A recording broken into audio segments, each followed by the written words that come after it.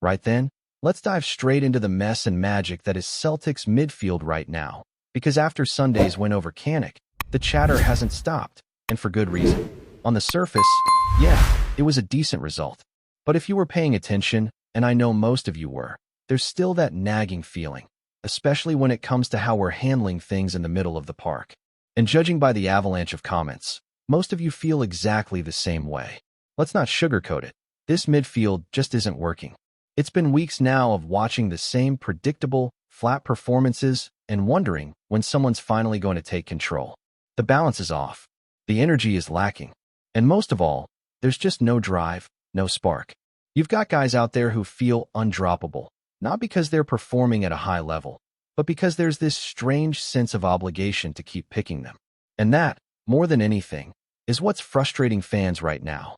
Now look, we've seen flashes. Against Falkirk in the Cup? Sure. But name me one other 90-minute performance this season that's been genuinely convincing. You can't.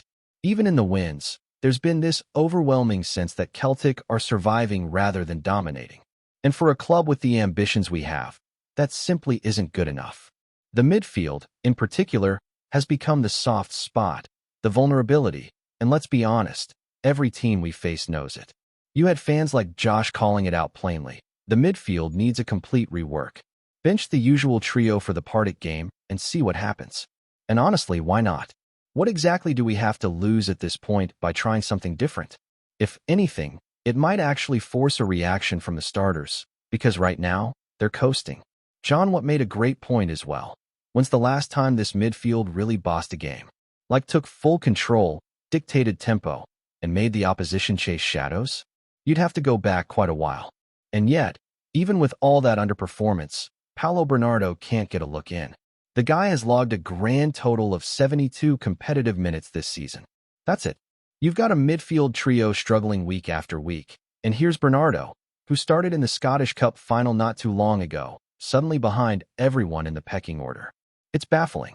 Connor McKenzie said it best. It's starting to get seriously frustrating watching Bernardo rot on the bench while others struggle in front of him. It does make you wonder what's really going on there. Did something happen over the summer? Did Bernardo express a desire to leave? Did Rodgers decide he's just not part of the plan anymore? There's been no real explanation, just vague comments from the manager about competition and depth. But if we're being honest, that doesn't really fly when your starting midfield is floundering and your sixth-choice guy is left to watch it all from the sidelines. And it's not just about Bernardo either. We've got too many players in that midfield who are either out of form, out of confidence, or out of ideas. Benji Negrin, for instance, not a disaster by any stretch, and still new to the club, so there's time. But you watch him, and you're not seeing that creative spark we were hoping for. He's tidy, sure. Technical, yes. But does he dictate games? No. Does he change games? Not really. Then there's Rio Hatate. This one's tough, because we all know how good Rio can be. He's shown it in flashes over the past couple of seasons. But right now, he's invisible. There are entire stretches of games where you forget he's even on the pitch. That used to never happen. He used to be in the thick of everything, driving forward, trying risky passes, occasionally losing the ball, but always making something happen. Now it's just nothing. And it's concerning. As for Callum McGregor, that's a bit of a murkier one. He's not hitting the heights we know he can, but he's not nearly as anonymous as the others. You get the sense that if he had more energetic, forward-thinking players around him, you'd see a much better version of McGregor. But with the current setup, even he looks a bit shackled, like he's doing more firefighting than orchestrating. So the big question now is, what do you do for Partick? Honestly, I'd be all for completely rotating the midfield. Let's see what Bernardo can do with a start. Let's give Ari Engels another chance, even though his Ibrox performance didn't exactly scream future starter. Let's test Luke McCowan in a deeper role. It might not be perfect, but right now what we're doing clearly isn't working. And here's something else to consider. Michel Balawisha. Most fans see him as a winger, and that's where he's played the majority of his career. But look a little closer at his time with Antwerp, and you'll see that he was used more centrally at the start of this season, especially in that 3-5-2 system they run, where the width comes from the fullbacks. He's not blisteringly quick, but he's got a good touch, he's technical, and he presses hard. Could he be repurposed into a more creative central role? It's a gamble, but we've seen it work with other players in the past. And look, I get it. We're not trying to reinvent the wheel here. But desperate times call for bold decisions. This midfield has gone stale, and sometimes the solution isn't about throwing in a superstar. It's just about trying something different. Give fans something to get excited about. Let opponents worry for once. Because right now, it feels like every team knows exactly what we're going to do and exactly who's going to be on the pitch doing it. That's why Sunday's bright spots were so important. Sebastian Tinky, in particular, looked sharp. He brought something different, something we've been crying out for. He had speed, creativity, a bit of daring, and it was infectious. He wasn't just a breath of fresh air, he looked like the future. And that matters, because when a team's struggling for confidence, sometimes all it takes is one player to lift the mood. One guy to drag the rest up with him. It reminded me of the Jeremy Frimpong situation a few years back. Celtic were in a bit of a funk, things felt flat, and in came Frimpong, young, fearless, full of energy. He instantly became a fan favorite and brought a spark to the team. Could Tinky do the same now? That's the hope. And what about Iano? That penalty on Sunday was a huge moment for him. Not just because of the goal itself, but the confidence with which he stepped up and buried it. That's the kind of swagger we need. After such a tough year, to come in and take responsibility in a high-pressure moment, that says a lot about his character. The big question, of course, is whether he's got the fire in his belly to turn his career around at Celtic. There's always been talent there, but does he want it badly enough? Think back to Scott Sinclair. Things weren't exactly going well for him before he arrived in Glasgow. But under Brendan Rodgers, he reignited his career and became one of the key men in that incredible invincible season. Could Iano be the next to rise from the ashes? Maybe it's too soon to say, but that penalty gave us a glimpse of what might be possible. And that's what Celtic need right now, possibilities.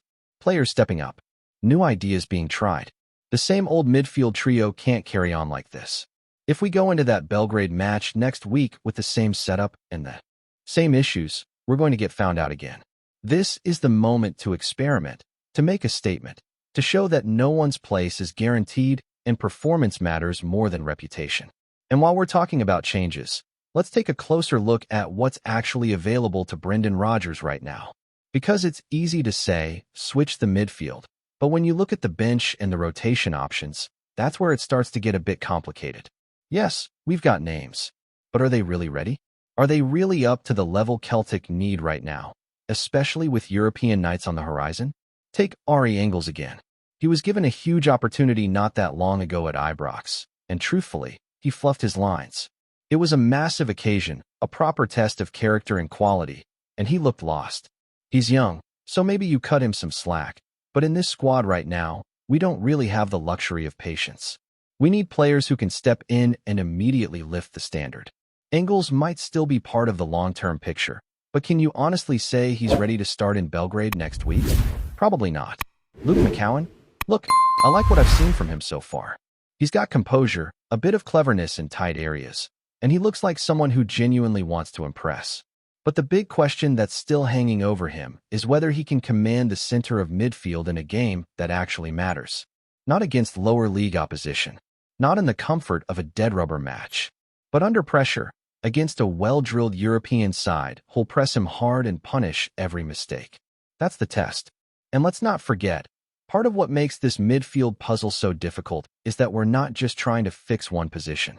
It's not like we've got 2 out of 3 functioning and just need to swap one piece out. No, the whole trio has been flat, safe, predictable. There's no penetration, no urgency, and no real link between defense and attack.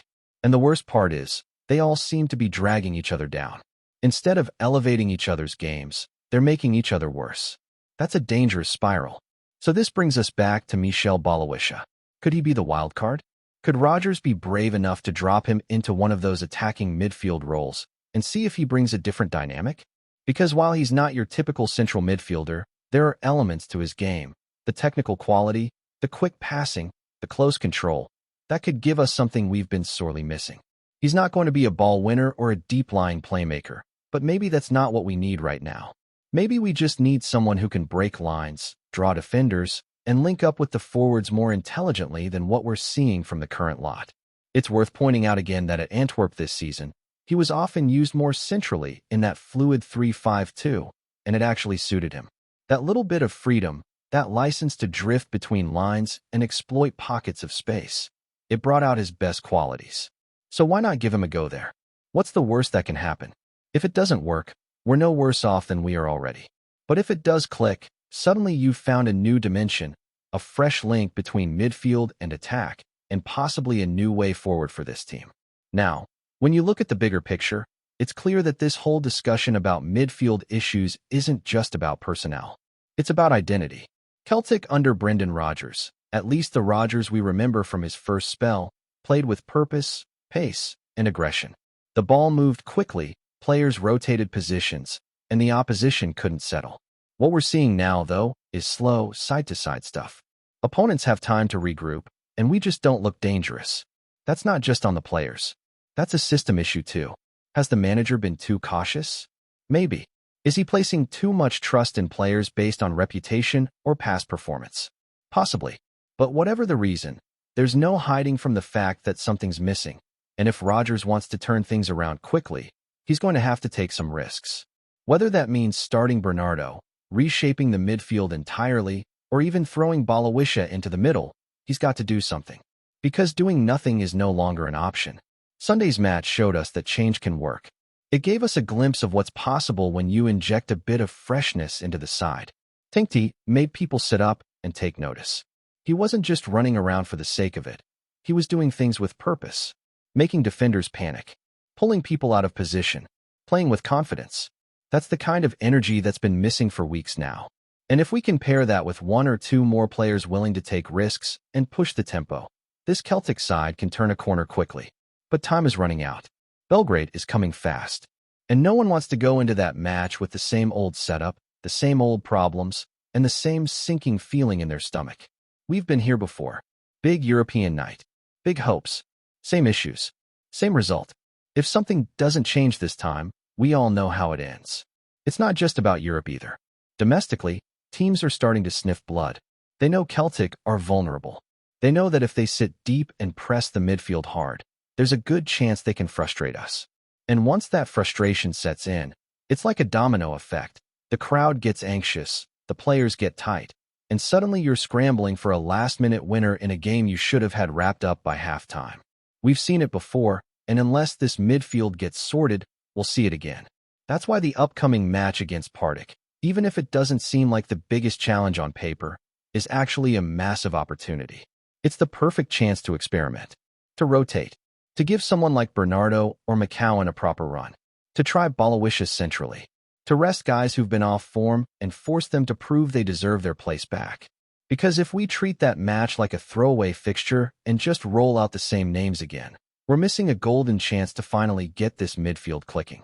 Before we proceed, subscribe to our channel and enable notifications to receive all exclusive news about Celtic FC.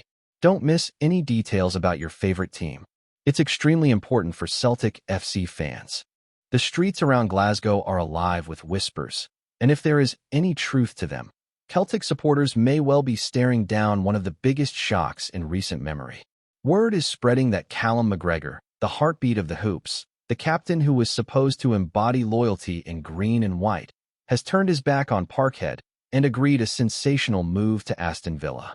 Nothing has been signed on paper yet, so they say, but the rumor has caught fire faster than a Highland gale, and few can ignore the noise now echoing from pub to pub.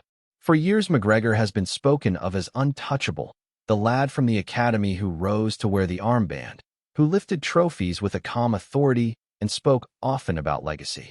But football is rarely a fairy tale, and the whispers claim the lure of the Premier League, the wages, the stage, and the challenge, proved too much even for him.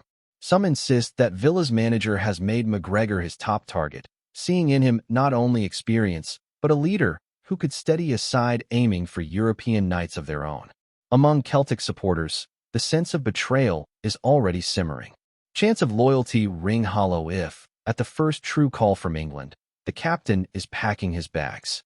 Traitor is the word most often muttered, though many still refuse to believe he would go through with it. Could the player who kissed the badge and spoke of lifelong devotion truly be heading south? Or is this all smoke, stirred up by agents and journalists hungry for a storm? In Glasgow, perception can mean more than truth, And for now, the perception is brutal. Callum McGregor has chosen Villa Park over paradise. If confirmed, it would not simply be a transfer, it would be a scar, a wound that may never heal for those who believe their skipper would be eternal. Until the club speaks, the rumor reigns, and every hour it lingers, the hurt grows sharper. Football, once again, proves that loyalty is only ever borrowed, never owned. Hello, fan. Don't forget to like and subscribe to the channel, as it means a lot to Celtic FC. Also, share your opinion about the news in the comments below. See you in the next video.